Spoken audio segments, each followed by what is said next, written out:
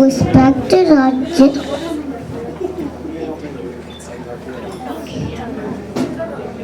Okay, everybody, Nevin's gonna start so if we can have complete silence.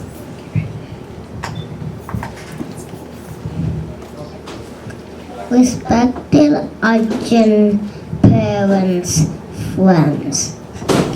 I'm gonna talk about the Ten Commandments.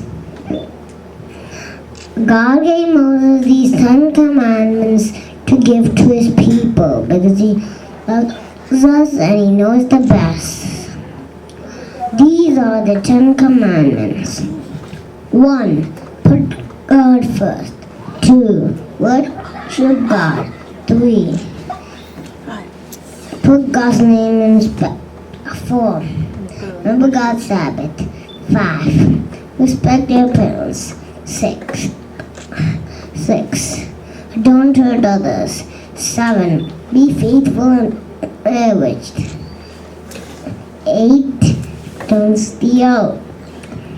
9. Don't lie. 10. Don't want things that others have. I know these are hard, but pray to God and try to do my best by listening God's rules.